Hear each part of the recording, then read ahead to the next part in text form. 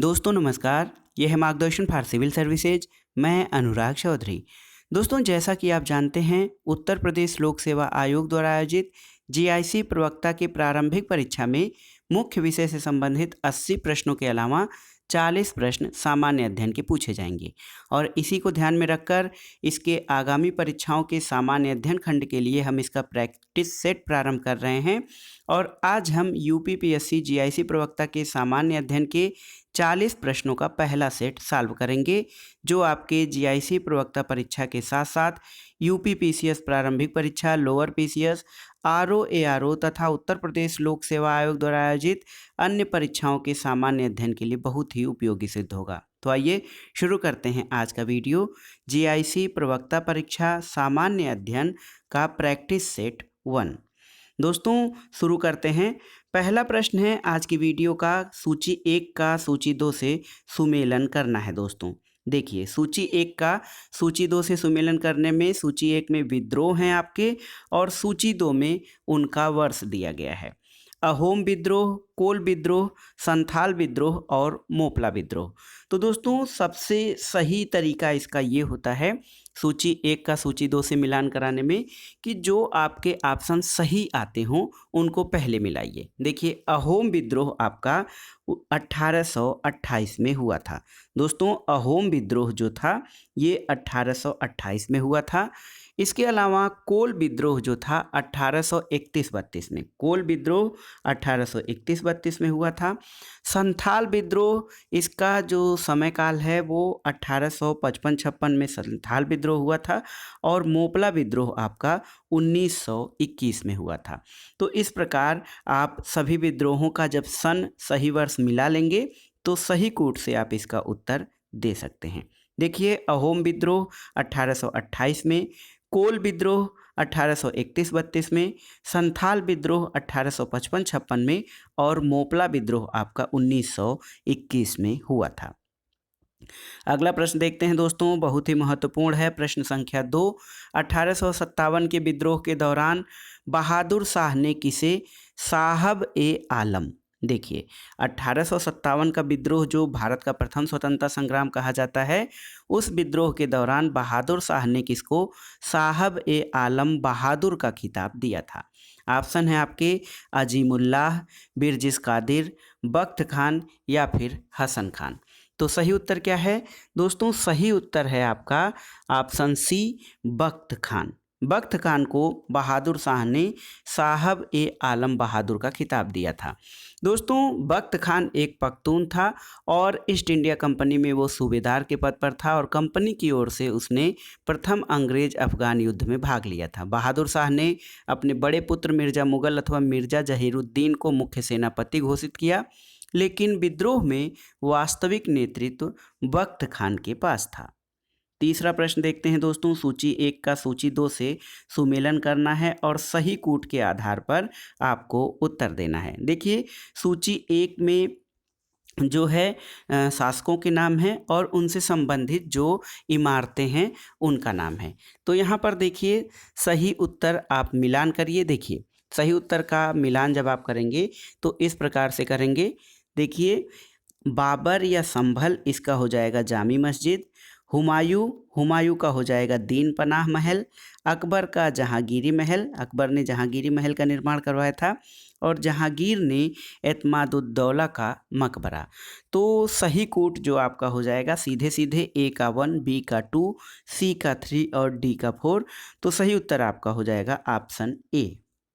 अगला प्रश्न देखते हैं दोस्तों, चौथा प्रश्न है कि निम्नलिखित में से कौन मुगल काल में राजा बनाने वाले थे।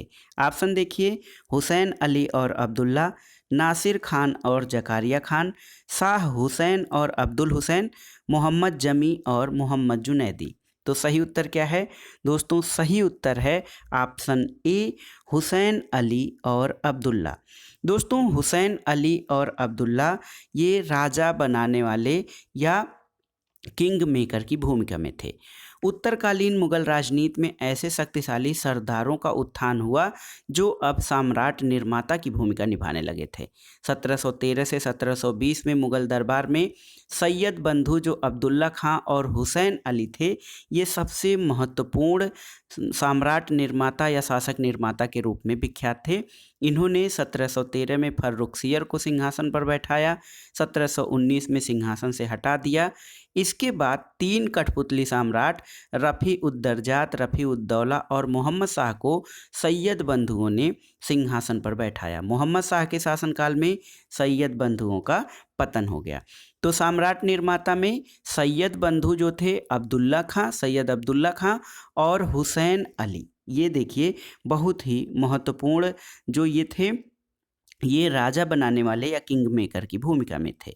5वां प्रश्न है, भूगोल से संबंधित है। लावा के ठोस होने के फलस्वरूप पृथ्वी के अंदर निर्मित चट्टानों को क्या कहा जाता है? ऑप्शन है प्लूटोनिक चट्टानें, वाल्केनिक चट्टानें, रूपांतरित चट्टानें या परतदार चट्टानें। तो सही उत्तर है दोस्तों, लावा के ठोस होने के फलस्वरूप पृथ्वी के अंदर निर्मित जो चट्टानें हैं उनको प्लूटोनिक चट्टानें कहा जाता है। जब लावा पृथ्वी के अंदर काफ़ी गहराई पर ही जम जाता है तो प्लूटोनिक चट्टानों का निर्माण होता है और अधिक गहराई पर स्थित होने के कारण लावा को ठंडा होकर जमने में काफ़ी समय लग जाता है और इसके रवे इसके कारण बड़े होते हैं। अगला प्रश्न देखते हैं, 6ठा प्रश्न है, निम्नलिखित विद्वानों में से किसने सुझाव दिया है कि पृथ्वी की उत्पत्ति गैसों और धूल कणों से हुई है? ऑप्शन है जेम्स जीन्स, एच अल्फावेन, एफ होयल या ओ स्मिथ। तो ओ स्मिथ दोस्तों सही उत्तर है। ओ स्मिथ जो हैं उन्होंने ये सुझाव दिया है कि पृथ्वी की उत्पत्ति गैसों और धूल कणों से हुई है। देखिए, जेम्स जीन ने ज्वारीय परिकल्पना का सिद्धांत दिया है। जेम्स जीन जो हैं इन्होंने ज्वारीय परिकल्पना का सिद्धांत दिया। एफ होयल और लिटिलटन ने नवतारा परिकल्पना और ऑटो स्मिथ ने अंतरा तारकीय धूल परिकल्पना का प्रतिपादन किया है। दोस्तों, ऑटो स्मिथ की परिकल्पना की सबसे बड़ी विशेषता ये है कि उन्होंने ग्रहों की उत्पत्ति गैस और धूल कणों से मानी है। तो सही उत्तर है ऑप्शन डी। ओ स्मिथ का मानना है कि पृथ्वी की उत्पत्ति गैसों और धूल कणों से हुई है। अगला प्रश्न है, एक ग्रह के दिन का मान और उसके अक्ष का झुकाव लगभग पृथ्वी के दिन के मान और झुकाव के बराबर है। ये किस ग्रह के बारे में कहा गया है? ऑप्शन है यूरेनस के विषय में, नेपच्यून के विषय में, शनि के विषय में या मंगल के विषय में। तो सही उत्तर क्या है दोस्तों? सही उत्तर है आपका मंगल यानी मार्स के विषय में। ये कहा गया है कि एक ग्रह के दिन का मान और उसके अक्ष का झुकाव लगभग पृथ्वी के मान और झुकाव के बराबर है। आप जानते हैं कि पृथ्वी के दिन का मान 23 घंटा 56 मिनट और 23 सेकेंड और उसके अक्ष का झुकाव 23 डिग्री 27 मिनट है। और मंगल के यहाँ दिन की अवधि 24 घंटा 37 मिनट और 23 सेकेंड होती है और उसके अक्ष का झुकाव 25 डिग्री 12 मिनट है, जिससे स्पष्ट है दोस्तों कि मंगल जो है वो उसका दिन का मान और पृथ्वी जो है पृथ्वी के बराबर या पृथ्वी के समतुल्य और झुकाव जो है वो भी जो अक्ष से झुकाव वो मंगल का पृथ्वी के समतुल्य ही है। अगला प्रश्न है, 8वां प्रश्न है, अलग अलग ऋतुओं में दिन समय और रात्रि समय के विस्तार में विभिन्नता किस कारण से होती है? देखिए, ऑप्शन है पृथ्वी का अपने अक्ष पर झुकाव, पृथ्वी का अपने अक्ष पर घूर्णन, पृथ्वी का सूर्य के चारों ओर दीर्घवृत्तीय रीत से परिक्रमण, स्थान की अक्षांशीय स्थिति और पृथ्वी का नत अक्ष पर परिक्रमण। तो दोस्तों इस प्रश्न के लिए हम थोड़ा सा जान लेते हैं। आप जानते हैं कि पृथ्वी अपनी धुरी पर झुकी हुई है, अक्ष पर झुकी हुई है, और पृथ्वी अपनी धुरी पर झुकी न होती तो दिन रात हमेशा बराबर होता। और इसी तरह यदि पृथ्वी सूर्य की परिक्रमा न करती तो एक गोलार्ध में दिन हमेशा बड़ा होता और रातें छोटी होती और दूसरे गोलार्ध में रातें बड़ी और दिन छोटे होते। लेकिन विषुवत रेखी भाग को छोड़कर पृथ्वी के या विश्व के सभी भागों में विभिन्न ऋतुओं की दिन रात में लंबाई में अंतर पाया जाता है और विषुवत रेखा पर हमेशा दिन रात बराबर होते हैं। लेकिन प्रश्न यहाँ है कि अलग अलग ऋतुओं में दिन समय और रात्रि समय के विस्तार में विभिन्नता किस कारण से होती है? तो सही उत्तर क्या है दोस्तों? यहाँ पर देखिए, पृथ्वी का सूर्य के चारों ओर दीर्घवृत्तीय रीत से परिक्रमण जो है, और पृथ्वी का नत अक्ष पर परिक्रमण। तो 2 और 4 ऑप्शन ये आपके सही हैं। इसी कारण अलग अलग ऋतुओं में दिन समय और रात्रि समय के विस्तार में अंतर आता है। अगला प्रश्न बहुत ही महत्वपूर्ण है। दमन और दीव के बारे में कौन सा कथन सही है, आपको बताना है। ऑप्शन देखिए, स्वतंत्रोत्तर ब्रिटिश आधिपत्य में था। दूसरा है कि दमन और दीव के बीच खंबात की खाड़ी है। और तीसरा, इसकी राजधानी दमन है। दोस्तों, दमन और दीव भारत का संघ शासित प्रदेश है और ये 2 भागों में दमन और दीव में विभाजित है। दमन और दीव की राजधानी दमन थी और दोनों के मध्य खंबात की खाड़ी स्थित है। तो देखिए, इसमें जो आपके ऑप्शन हो जाएंगे, ये हो जाएंगे दमन और दीव के बीच खंबात की खाड़ी है, ये आपका सही है, और इसकी राजधानी दमन है। तो 2 और 3 सही है। दोस्तों थोड़ा सा ऐतिहासिक जानकारी इसके बारे में जान लें कि पुर्तगालियों ने गुजरात के शाह से दमन का अधिग्रहण किया और 1523 में दमन बंदरगाह पर पहुंचे थे। लगभग 4 शताब्दियों तक शासन करने के बाद 1961 में इसे पुर्तगालियों से स्वतंत्रता प्राप्त हुई, और देखिए न कि अंग्रेज़ों से। तो ये दमन और दीव पुर्तगालियों के अधीन था, न कि अंग्रेज़ों के। तो ये कथन 1 जो है वो गलत हो जाएगा आपका। तो लेकिन दोस्तों अब की स्थिति क्या है कि 26 जनवरी 2020 से क्या हुआ है कि दादरा और नगर हवेली और दमन और दीव को मिलाकर केवल एक केंद्र शासित प्रदेश दादरा और नगर हवेली और दमन दीव कर दिया गया है। तो लेकिन इसमें ये जो प्रश्न है इसमें 2 और 3 सही हैं। अगला प्रश्न है, निम्नलिखित स्थानों पर कहाँ पर भागीरथी और अलकनंदा नदियाँ मिलती हैं। ऑप्शन है आपके देवप्रयाग, कर्णप्रयाग, विष्णुप्रयाग और रुद्रप्रयाग। तो सही उत्तर है दोस्तों देवप्रयाग में भागीरथी और अलकनंदा नदियाँ मिलती हैं। अगला प्रश्न है, भारत का सबसे बड़ा रबर उत्पादक राज्य कौन सा है। ऑप्शन देखिए, आंध्र प्रदेश, कर्नाटक, केरल और तमिलनाडु। तो सही उत्तर है भारत का सबसे बड़ा रबर उत्पादक राज्य आपका केरल है। सही उत्तर हो जाएगा केरल भारत का सबसे बड़ा रबर उत्पादक राज्य है। दोस्तों रबर उत्पादक राज्यों में केरल का महत्वपूर्ण स्थान है और देश के कुल रबर उत्पादन का 75% भाग लगभग केरल में उत्पादित किया जाता है। केरल में जो प्रमुख रबर उत्पादन केंद्र हैं उसमें एर्नाकुलम, कोट्टायम, कोझिकोड और कोल्लम ये प्रमुख जिले हैं। और भारतीय रबर बोर्ड के अनुसार वर्ष 2018 में वैश्विक प्राकृतिक रबर उत्पादन में भारत का 6वां स्थान था और उपभोग में इसका 2रा स्थान रहा है। अगला प्रश्न देखते हैं, बहुत ही महत्वपूर्ण है। विश्व में दुग्ध उत्पादन के क्षेत्र में भारत का कौन सा स्थान है। ऑप्शन देख लेते हैं दोस्तों, प्रथम, द्वितीय, तृतीय या चतुर्थ। तो सही उत्तर क्या है, दुग्ध उत्पादन में भारत में विश्व का प्रथम स्थान है। तो ऑप्शन ए आपका सही हो जाएगा। अगला प्रश्न देखते हैं, भारत के किस राज्य में सर्वाधिक कॉफ़ी उत्पादन किया जाता है। तो इस प्रश्न में ऑप्शन बताने की आवश्यकता नहीं है। भारत का कॉफ़ी स्टेट कर्नाटक है। दोस्तों कर्नाटक भारत का कॉफ़ी राज्य कहलाता है और देश के कुल उत्पादन का 68-70% कॉफ़ी जो है कर्नाटक में उत्पादित किया जाता है। और देखिए जो प्रश्न में ऑप्शन है महाराष्ट्र, केरल, उड़ीसा और कर्नाटक, इसमें सर्वाधिक महत्वपूर्ण कॉफ़ी उत्पादक राज्य आपका कर्नाटक है।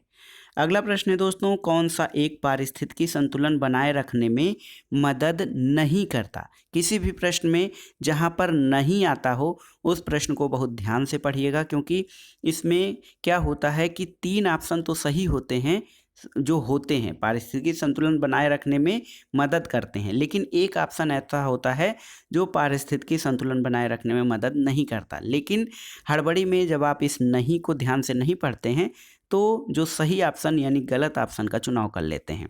तो कौन सा एक पारिस्थितिकी संतुलन बनाए रखने में मदद नहीं करता है। ऑप्शन है वनों को काटना, वन रोपण, वर्षा जल प्रबंधन और जैव मंडल भंडार।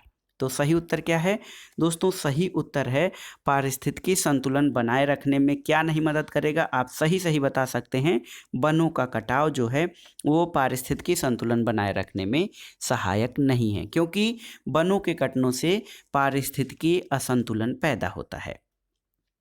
अगला प्रश्न है दोस्तों, अगला प्रश्न देखते हैं, बहुत ही महत्वपूर्ण है। इकोसिस्टम के संबंध में क्या सत्य है? ऑप्शन ए है प्राथमिक उपभोक्ता उत्पादक पर न्यूनतम रूप से आश्रित हैं। ऑप्शन बी है प्राथमिक उपभोक्ता उत्पादकों से संख्या में अधिक होते हैं। ऑप्शन सी है उत्पादक प्राथमिक उपभोक्ता से अधिक हैं। और ऑप्शन डी आपका है कि द्वितीयक उपभोक्ता जो हैं वो अधिकतम होने के साथ साथ बहुत ही शक्तिशाली हैं। दोस्तों, पारिस्थितिकी तंत्र में प्रत्येक पोषण स्तर से आगे बढ़ने पर ऊर्जा का ह्रास होता है और इस कारण उत्पादकों की संख्या उपभोक्ताओं से अधिक होती है। तो उत्पादक जो होते हैं उनकी संख्या उपभोक्ताओं से अधिक है और यही कारण है कि पारिस्थितिकी तंत्र में शाकाहारियों की संख्या मांसाहारियों से अधिक होती है। तो इस प्रश्न का सही उत्तर आप ये बता सकते हैं कि उत्पादक प्राथमिक उपभोक्ता से अधिक होते हैं। तो ऑप्शन सी आपका सही हो जाएगा। अगला प्रश्न दोस्तों, एक आहार श्रृंखला दिखाई गई है इसमें और आपको बताना है कि कौन आहार श्रृंखला का सही क्रम है। ऑप्शन है डायटम, क्रस्टेशियाई और हेरिंग, क्रस्टेशियाई, डायटम और हेरिंग, डायटम, हेरिंग और क्रस्टेशियाई, और क्रस्टेशियाई, हेरिंग और डायटम। दोस्तों, एक साधारण समुद्री आहार श्रृंखला का ये क्रम है और सही उत्तर इसमें से आपका हो जाएगा ऑप्शन ए डायटम, क्रस्टेशियाई और हेरिंग। ये समुद्री आहार श्रृंखला का सही क्रम है। डायटम एक स्वपोषी होता है और क्रस्टेशियाई शाकाहारी उपभोक्ता होता है जो डायटम पर निर्भर होता है, और हेरिंग जो है ये मांसाहारी उपभोक्ता होता है जो क्रस्टेशियाई को अपना आहार बनाता है। तो सही उत्तर हो जाएगा डायटम, क्रस्टेशियाई और हेरिंग, ये आहार श्रृंखला का सही क्रम है। 17वां प्रश्न देखते हैं दोस्तों, भारत के जैव विविधता प्रखर स्थल कौन से हैं? बायोडाइवर्सिटी के हॉट स्पॉट कौन से हैं? ऑप्शन देखिए, पूर्वी घाट, पश्चिमी घाट, पूर्वी हिमालय और पश्चिमी भारत। तो सही उत्तर क्या है दोस्तों? दोस्तों, भारत में जैव विविधता हॉट स्पॉट जो हैं वो पश्चिमी घाट और पूर्वी हिमालय हैं। पश्चिमी घाट और पूर्वी हिमालय। तो इस आधार पर सही उत्तर आपका हो जाएगा ऑप्शन बी 2 और 3, यानी भारत में जैव विविधता हॉट स्पॉट पश्चिमी घाट और पूर्वी हिमालय हैं। अगला प्रश्न देखते हैं दोस्तों, कौन सा एक अधिकार राष्ट्रीय आपातकाल में भी समाप्त या सीमित नहीं किया जा सकता है? ये राज्य व्यवस्था का प्रश्न है। ऑप्शन ए है देश के किसी भाग में निवास और बसने की स्वतंत्रता का अधिकार, ये सही नहीं है। देखिए, व्यक्तिगत स्वतंत्रता और जीवन का अधिकार, ये आपका सही है। भारत के संपूर्ण क्षेत्र में अबाध भ्रमण की स्वतंत्रता का अधिकार, ये भी सही नहीं है। और वृत्ति या उपजीविका की स्वतंत्रता का अधिकार। दोस्तों, व्यक्तिगत स्वतंत्रता और जीवन का अधिकार ऐसा अधिकार है, मूलभूत अधिकार, जिसको कि राष्ट्रीय आपातकाल में भी सीमित नहीं किया जा सकता है। और अनुच्छेद 21 में प्राण और दैहिक स्वतंत्रता का मौलिक अधिकार, जिसको कि जीवन का अधिकार कहा जाता है, इसको राष्ट्रीय आपातकाल में भी समाप्त नहीं किया जा सकता है। इसलिए याद रखिएगा कि व्यक्तिगत स्वतंत्रता और जीवन के अधिकार को राष्ट्रीय आपात में भी समाप्त नहीं किया जा सकता। अगला प्रश्न भी भारतीय राज्य व्यवस्था से है दोस्तों, भारत के प्रधानमंत्री के विषय में कौन कथन सही है? देखिए, बहुत ही महत्वपूर्ण प्रश्न है, भारत के प्रधानमंत्री के बारे में कौन सा सही है, यानी 3 कथन गलत होंगे, 1 कथन आपका सही होगा। प्रधानमंत्री मंत्रिपरिषद का नाम मात्र का नेता है, ये गलत है। वह संसद के प्रति उत्तरदायी नहीं है, उत्तरदायी होता है। और वह अपने मंत्रियों में किसी को बर्खास्त नहीं कर सकता है, बर्खास्त कर सकता है। तो देखिए, 3 जो कथन हैं ऊपर के ये गलत हो गए। अंतिम कथन, प्रधानमंत्री मंत्रिपरिषद का वास्तविक नेता होता है, ये आपका प्रधानमंत्री के बारे में सही कथन है कि प्रधानमंत्री मंत्रिपरिषद का वास्तविक नेता है। दोस्तों, भारत के संविधान के अनुच्छेद 74(1) 74 वन 74(1) में कहा गया है कि राष्ट्रपति को सहायता और सलाह देने के लिए एक मंत्रिपरिषद होगी जिसका प्रधान प्रधानमंत्री होगा, और वो अनिवार्यतः ऐसे व्यक्ति को प्रधानमंत्री नियुक्त करता है जो उस दल का नेता है और लोकसभा में बहुमत होता है जिसका। तो ये ऐसा व्यक्ति है जो अन्य राजनीतिक दलों का समर्थन प्राप्त करके लोकसभा का विश्वास जीतता है। अन्य सभी मंत्री राष्ट्रपति द्वारा प्रधानमंत्री की सलाह पर नियुक्त किए जाते हैं, और प्रधानमंत्री के व्यवहार में जो है देखा जाए तो राष्ट्रपति के माध्यम से किसी भी मंत्री को बर्खास्त किया जा सकता है, और व्यवहार में प्रधानमंत्री मंत्रिपरिषद का वास्तविक नेता होता है। अगला प्रश्न देखते हैं, लोकसभा के अध्यक्ष के पद के विषय में निम्नलिखित कथनों पर विचार कीजिए। कथन 1 है, वह राष्ट्रपति के प्रसाद पर्यंत पद धारण करता है। देखिए, इसके अलावा यह आवश्यक नहीं कि अपने निर्वाचन के समय वह सदन का सदस्य हो, परंतु उसे अपने निर्वाचन के बाद 6 माह के भीतर सदस्य हो जाना पड़ेगा। और तीसरा, यदि वह त्यागपत्र देना चाहे तो उसे अपना त्यागपत्र उपाध्यक्ष को संबोधित करना पड़ेगा। तो इसमें से बताना है आपको कि सही कथन कौन सा है। दोस्तों, सही कथन है केवल 3। लोकसभा अध्यक्ष अपना त्यागपत्र लोकसभा के उपाध्यक्ष को देता है। दोस्तों, लोकसभा अध्यक्ष को लोकसभा के सदस्यों द्वारा अपने ही बीच से किसी सदस्य को चुना जाता है, और लोकसभा के सदस्य ही प्रस्ताव पारित करके उसे पद से हटा सकते हैं, और जब वह त्यागपत्र देता है तो अपना त्यागपत्र लोकसभा के उपाध्यक्ष को वो सौंपता है। अगला प्रश्न है, निम्नलिखित में से कौन राज्यसभा का सदस्य होते हुए भी लोकसभा की कार्रवाई में भाग ले सकता है। देखिए, राज्यसभा का सदस्य फिर भी लोकसभा की कार्रवाई में भाग ले सकता है, वो कौन सा सदस्य है। तो देखिए, राज्यसभा का मनोनीत सदस्य जो क्षेत्र विशेषज्ञ हो, ये सही नहीं है। इसके अलावा राज्यसभा का उपसभापति, ये भी सही नहीं है। मंत्री जो राज्यसभा का सदस्य हो, ये सही है। राज्यसभा में सदन का नेता, ये भी सही नहीं है, और इनमें से कोई नहीं। दोस्तों, वह मंत्री जो राज्यसभा का सदस्य होता है, वो राज्यसभा का सदस्य होते हुए भी लोकसभा की कार्रवाई में भाग लेता है, क्योंकि वो एक मंत्री होता है।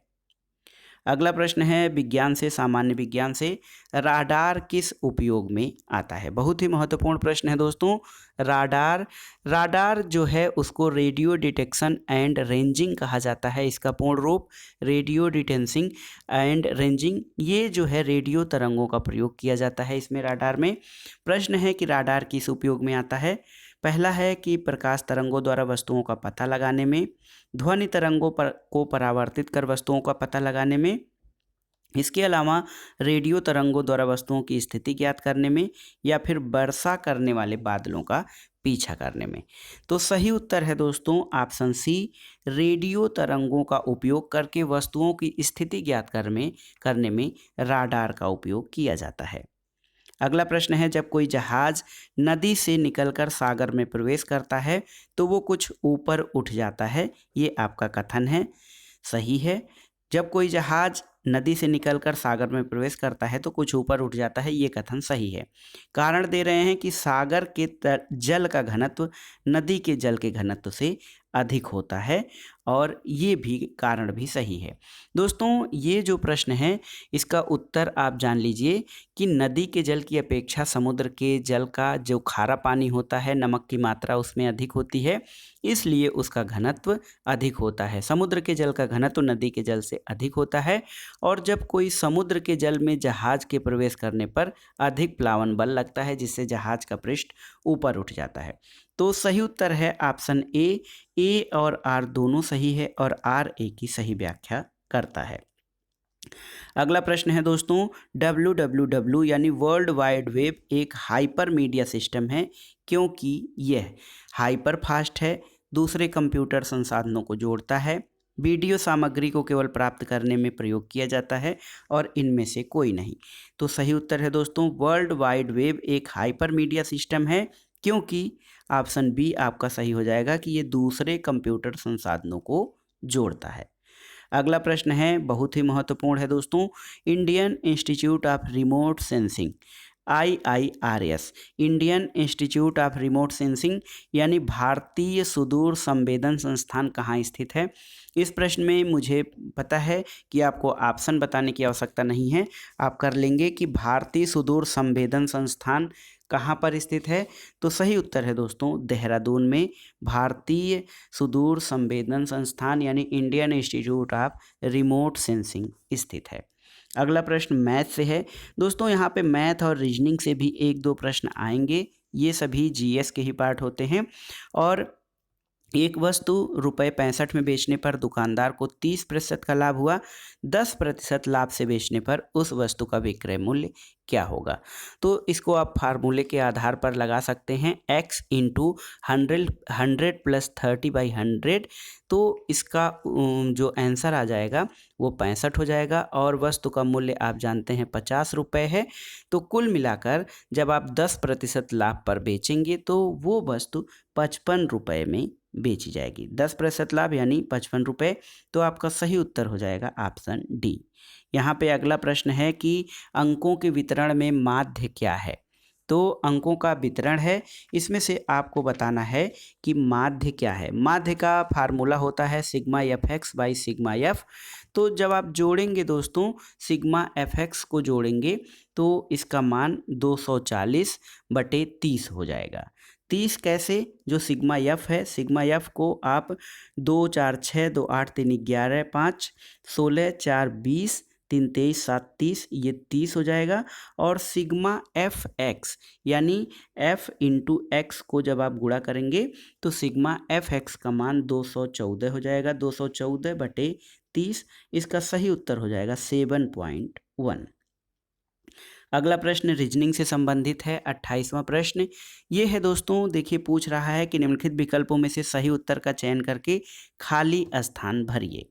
तो आप बहुत आसानी से इसको सॉल्व कर सकते हैं। जैसे 7 का वर्ग हो जाएगा 49 और 49 प्लस 2 51 हो जाएगा आपका।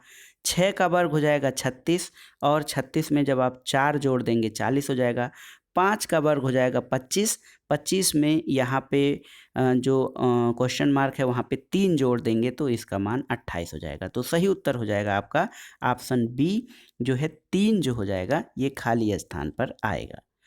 अगला प्रश्न बहुत ही आसान है, आपको एक डायग्राम बनाना है कि एक डाकिया डाकघर से श्री सिंह के घर तक पहुंचने के लिए उत्तर दिशा में 7 किलोमीटर चलता है, फिर बाएं घूमकर 4 किलोमीटर चलकर श्री कुमार के घर पहुंचा, वहां से दाईं ओर घूमकर 3 किलोमीटर चलकर श्री शर्मा के घर पहुंचा। तो शर्मा और श्री सिंह के घरों के बीच की दूरी क्या होगी? यहाँ पर तो जब आप इसको मैप पर एक नॉर्थ पॉइंट लेकर, नॉर्थ साउथ ईस्ट और वेस्ट होता है, जब आप इस फार्मूले पे जब आप लगाएंगे तो सही उत्तर आपका दोस्तों ये हो जाएगा 5 किलोमीटर। 5 किलोमीटर दूरी हो जाएगी और विकर्ण के आधार पर आप इसको सही ढंग से आकलन कर सकते हैं। अगला प्रश्न रीजनिंग से है, मैंगो का जो कूट है वो हो जा रहा है OCPIQ, तो एप्पल क्या क्या होगा? देखिए एम का हो जा रहा है O, तो M के बाद N और O हो जा रहा है। एक अंक बढ़ के है, एक शब्द बढ़ के, एक अक्षर बढ़ के है। A का B छोड़ के C है, N का O के बाद P है, G का H के बाद I है और O का Q हो जा रहा है। तो यहाँ पर एप्पल का देखिए, एप्पल का आपका क्या होगा दोस्तों? एप्पल का A का पहले C होगा, B छोड़ दीजिए, C हो जाएगा, P का R हो जाएगा, C का फिर डबल P का R हो जाएगा और उसके बाद देखिए L का N होगा और G के बाद HIG, तो G का हो जाएगा आपका E का G हो जाएगा। तो सही उत्तर आपका A ऑप्शन है। खाली स्थान भरे। यहाँ पर देखिए दोस्तों एक वर्ग है और इसमें सही कूट का चयन आपको करना है। तो देखिए सही उत्तर इसमें जो खाली स्थान पर हो जाएगा वो होगा आपका ऑप्शन C 12। अगला प्रश्न देखते हैं दोस्तों, बहुत ही महत्वपूर्ण है।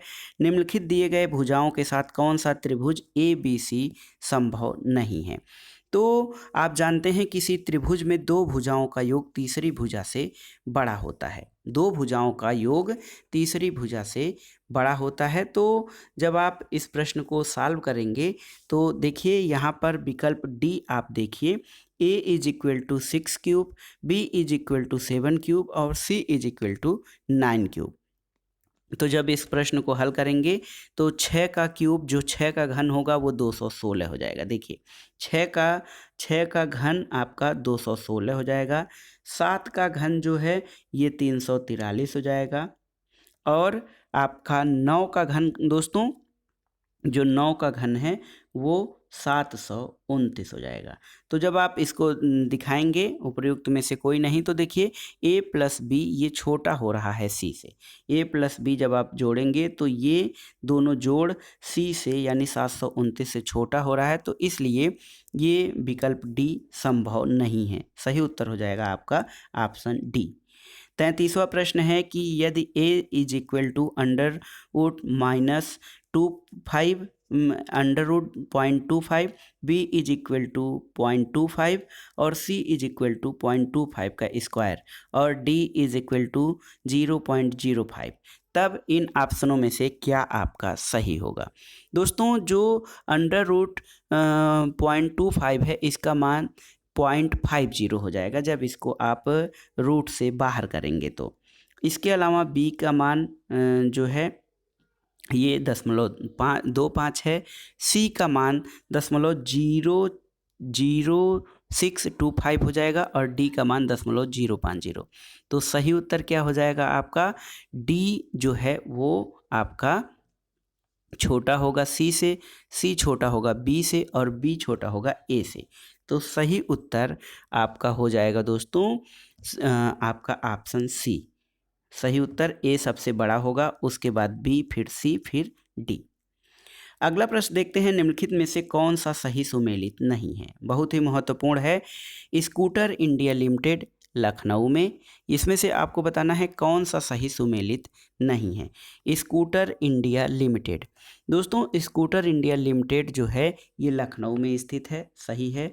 मॉडर्न बेकरीज ये कानपुर में स्थित है। सीमेंट कारखाना जो बरेली में दे रहे हैं दोस्तों, सीमेंट कारखाना जो है ये बरेली में स्थित नहीं है। सीमेंट कारखाना रायबरेली में स्थित है और बरेली में उर्वरक कारखाना स्थित है।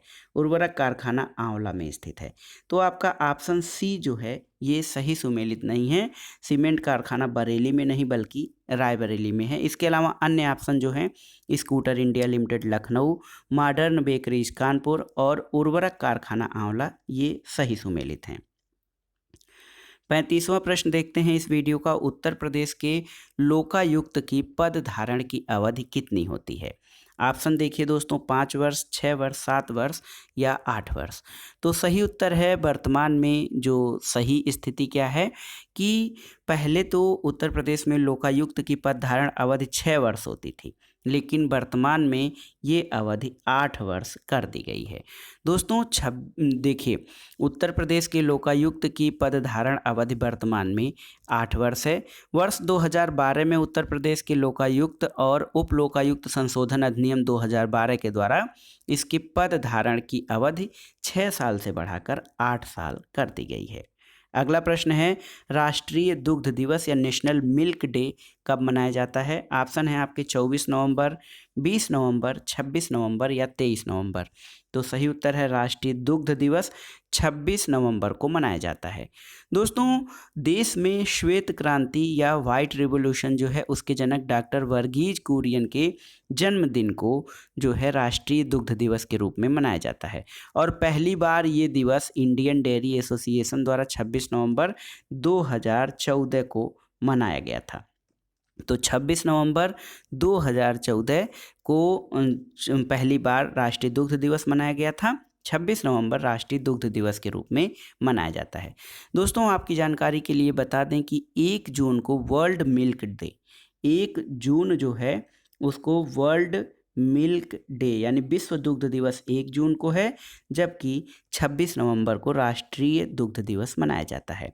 अगला प्रश्न है, 23 नवंबर 2020 को किसने विदेश मंत्रालय के समन्वय से उमंग ऐप का अंतर्राष्ट्रीय वर्जन लॉन्च किया। ऑप्शन है रविशंकर प्रसाद, एम वेंकैया नायडू, स्मृति ईरानी या फिर डॉक्टर एस जयशंकर।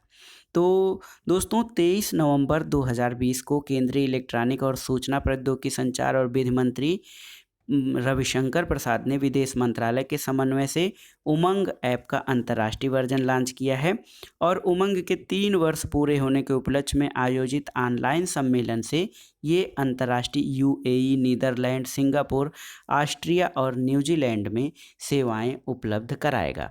तो सही उत्तर क्या है? सही उत्तर है रविशंकर प्रसाद।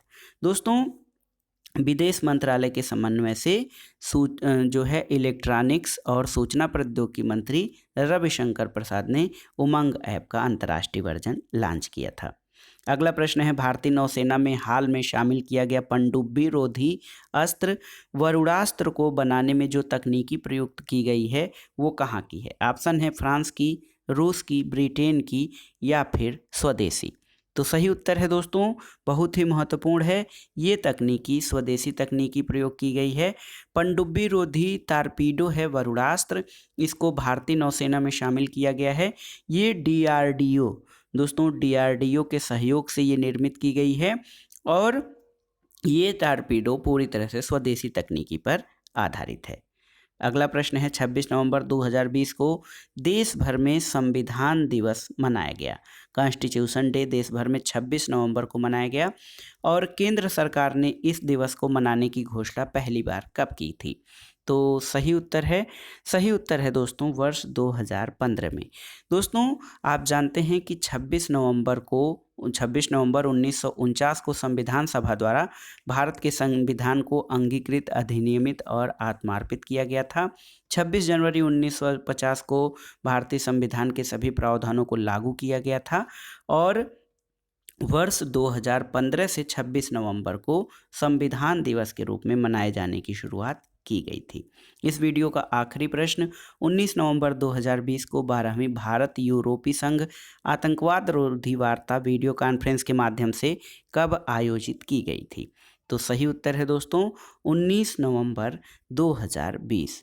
19 नवंबर 2020 को जो है भारत और यूरोपीय संघ की आतंकवाद रोधी वार्ता वीडियो कॉन्फ्रेंस के माध्यम से आयोजित की गई थी। वीडियो कॉन्फ्रेंस के माध्यम से इसलिए क्योंकि उस समय कोविड-19 का प्रभाव बहुत ही चरम स्थिति में था, यात्राएं प्रतिबंधित थीं और इसलिए इस समय कई सारे सम्मेलन और समिट और जो हमारी वार्ताएं हो रही हैं ये ऑनलाइन या वीडियो कॉन्फ्रेंस के माध्यम से वर्चुअल रूप में ही आयोजित हो रही हैं। तो दोस्तों ये था आज का वीडियो, ये प्रैक्टिस सेट था जो है विशेष रूप से जीआईसी प्रवक्ता परीक्षा जो उत्तर प्रदेश लोक सेवा आयोग द्वारा आयोजित की जाती है उसके 40 प्रश्नों के जो 40 प्रश्न सामान्य अध्ययन के पूछे जाते हैं उसके लिए ये पहला प्रैक्टिस सेट था, हमने सॉल्व किया। दोस्तों बहुत ही महत्वपूर्ण और कारगर सिद्ध होगा आपके जीआईसी प्रवक्ता परीक्षा के साथ साथ यूपी पीसीएस, लोअर पीसीएस और आरओ आदि परीक्षाओं के लिए। तो आप इसको तैयार कर लीजिए। दोस्तों वीडियो आपको कैसा लगा हमें कमेंट बॉक्स में ज़रूर बताइएगा। वीडियो को लाइक करें, शेयर करें और इस चैनल मार्गदर्शन फॉर सिविल सर्विसेज को सब्सक्राइब करें। वीडियो देखने के लिए धन्यवाद दोस्तों, नमस्कार।